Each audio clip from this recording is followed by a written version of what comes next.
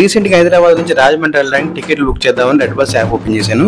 ఇక్కడ ఒక ఆఫర్ కనిపించింది, only for ladies special offer అంట. అయినా మా మగజాత అనుమతులు ఏం చేశారు మామ, అన్ని లేడీస్ కైనా మాకేం లేవా? ఇంకా తెలంగాణలో రేవంత్ రెడ్డి అనుకుంటే రెడ్ బస్ నువ్వు కూడా అనిపించేలా చేసావు.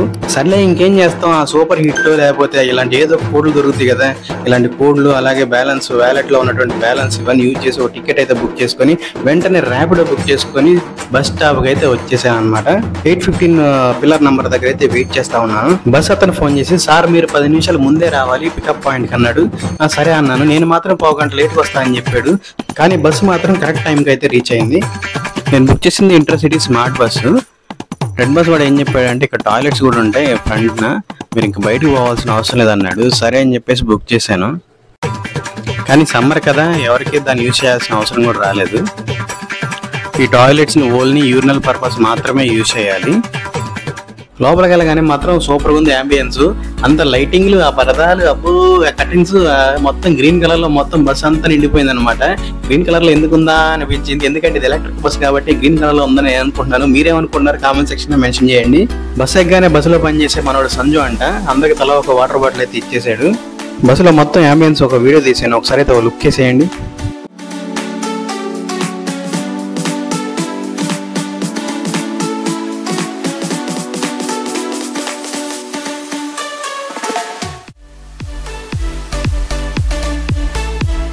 ఛార్జింగ్ పెట్టుకోవడానికి ఇక్కడ యూఎస్బీ పోర్ట్ కూడా ఇచ్చాడు 2 సీట్లకు మధ్యలో.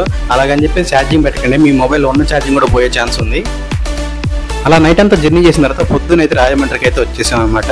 ఆ రాజమండ్రి గోదావరి నది మీద వెళ్తుంటే మాత్రం ఆ సన్ అప్పుడే రైజ్ అవుతున్నాడు. సో అలా చూస్తుంటే మాత్రం సన్ రైజ్ చూస్తుంటే ఆ వాటర్ మీద అబ్బో చాలా సూపర్గా ఉందన్నమాట. బ్రిడ్జ్ మాత్రం చాలా పెద్దగా ఉంది. ఇది నేను సెకండ్ టైం ఎప్పుడో ఒక 15 years బ్యాక్ అయితే వచ్చాను. సో మళ్ళీ అయితే ఇప్పుడైతే వస్తున్నాను అనమాట. అలాగే సన్ రైజ్ చూస్తుంటే వాటర్ మీద కింద రిఫ్లెక్షన్ పడుతుంటే ఎక్సలెంట్గా ఉందన్నమాట ఆ వ్యూ.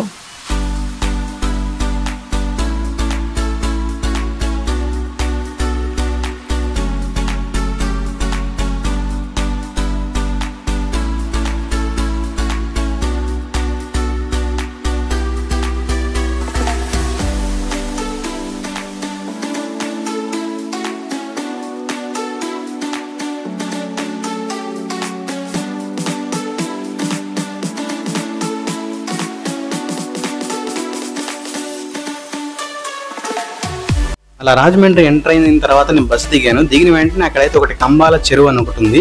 సో ఇక్కడ పార్క్ అయితే ఉందన్నమాట. అక్కడైతే నేను చూసి ఒకటి ఆగిపోయాను నేను. సో అదేంటంటే అది చూసిన వెంటనే నేను ఎందుకు ఆగిపోతున్నాను, అలాగే ఇండియన్ ఫ్లాగ్ అయితే కనపడింది అక్కడ.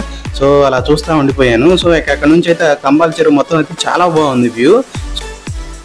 పార్క్ లోపలికి అయితే వెళ్దామని ట్రై చేశాను, కానీ వాళ్ళు మాత్రం రానివ్వలేదు. ఎందుకంటే ఇక్కడ కార్డు ఉండాలంటే లోపలికి వెళ్ళాలంటే. నాకైతే లోపలికి వెళ్దాం అనిపించింది, ఆ పార్క్ లోపల ఉన్నటువంటి ఫ్లాగ్ దగ్గర కానీ వెళ్దాం అనిపించింది. కానీ అక్కడ 10 o'clock మాత్రం ఎలా చేస్తారంటే అది కూడా టికెట్స్ ఉంటాయంట అక్కడ.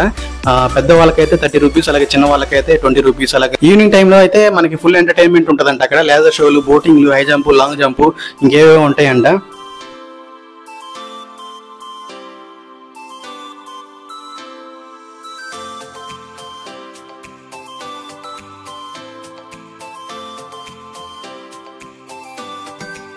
మన పని అయిపోయినాక సాయంత్రం అయితే ఎలాగలో వచ్చేద్దాం అని చెప్పేసి అలా బయలుదేరుతా ఉన్నాను. సో అక్కడ చూడగానే నాకు ఒక పోస్ట్ అయితే కనపడింది. అక్కడ ఎవరు అవినాష్ అంట, ఒక కండవల్లి అవినాష్, ఆయన చనిపోయారంట పాపం. సో ఆయన ఆత్మ శాంతి చేకూర్చాలని నేను మనస వాచ కర్మ అయితే మనసులో అనుకున్నాను. అక్కడ నుంచి కాస్త ముందుకెళ్తే ఇక్కడంతా ఫ్రీడమ్ ఫైటర్స్ ఉన్నారనమాట. సో వీళ్ళెవరో కూడా నాకు తెలియదు, ముందు ఆయన తప్ప. కరెక్ట్గా ఇన్కమ్ ట్యాక్స్ ఆఫీస్ ఎదురుగా అయితే ఉందన్నమాట వీళ్ళ స్టాట్యూస్. కానీ ఇక్కడ మాత్రం గార్డెనింగ్ మాత్రం అంతా చాలా బాగుంది, చాలా పీస్ఫుల్గా ఉందన్నమాట. మార్నింగ్లో అక్కడ నుంచుంటే కాసేపు నుంచోవాలనిపించింది.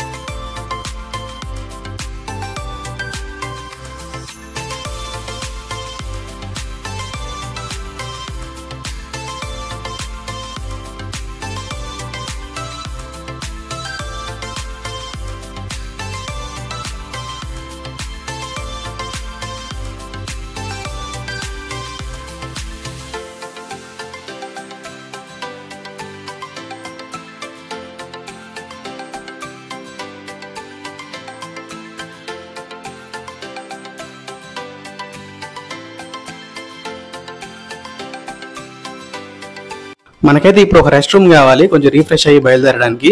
సో ఇక్కడ ఒక ఆయన ఉన్నాడు, అడుగుదాం వెళ్ళేసరికి కుక్క ఏదో ఏదో చేస్తుంది. అసలే మన కుక్కలంటే భయం, అందుకని చెప్పేసి కాస్త ముందుకు అలా వెళ్తూ ఉన్నప్పుడు ఇక్కడ కారు కనపడింది. ఎప్పుడో పాతకాలం కారు అనుకోండి, చాలా బాగుంది అలా చూడడానికి. మనకి ఇక్కడ ఎవరో తెలియదు, గూగుల్ మ్యాప్లు ఎవరో ఒకరిని అడుక్కొని వెళ్ళడమే. జనరల్ గా మనం హైదరాబాద్ లో అరిటాకులో భోజనాలు మాత్రమే చూస్తాము, కానీ ఇక్కడ మాత్రం అరిటాకులు అన్ని అరిటాకులోనే పెట్టేస్తున్నారు. గాంధీపురం వెళ్ళాలి, గాంధీపురం అక్కడ హాస్పిటల్ ఒకటి ఉంటుంది, హాస్పిటల్ దగ్గరికి వెళ్ళాలి. రెస్ట్ రూమ్స్ ఎక్కడ దొరుకుతుంది? రెస్ట్ రూమ్ దేవిషకి వెళ్ళిపోవాలి, ఒక 1 అవర్ వెళ్ళాలి. డౌన్లో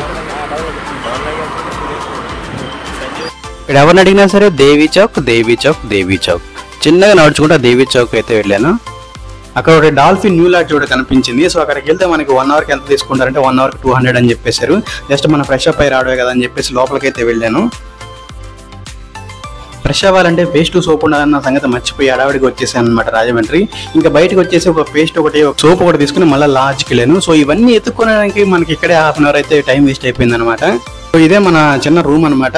రూమ్ బాగానే ఉంది, మనం జస్ట్ అలా రిలాక్స్ అవ్వడానికి అయితే బాగానే ఉంది అనమాట. ఒక చిన్న బెడ్ ఒకటి ఉంది, అలాగే మనకి వాష్రూమ్స్ అన్నీ నీట్గానే ఉన్నాయి. ఒక టీవీ కూడా ఉంది, కానీ ఇది పని చేస్తలేదో చూడాలి. టీవీ ఆన్ చేసేనే చూద్దామని చెప్పేసి రాజమండ్రి విశేషాలు వింతలని, కానీ ఆ టీవీ మాత్రం ఆన్ కాలేదు. సరే మనకి టీవీతో పని ఉందిలే, మనం వచ్చి పని చూసుకోవాలని చెప్పేసి రెడీ అయిపోయి బయటకి అయితే వచ్చేసాను అనమాట. నెక్స్ట్ వీడియోలో ఎక్కడెక్కడ తిరిగాను, ఏం చేశాను, ఇవన్నీ అయితే నెక్స్ట్ వీడియోలో చూద్దాం. వీడియో నచ్చితే లైక్ చేయండి, అలాగే మన ఛానల్ సబ్స్క్రైబ్ చేయండి. Thank you for watching. జై హింద్.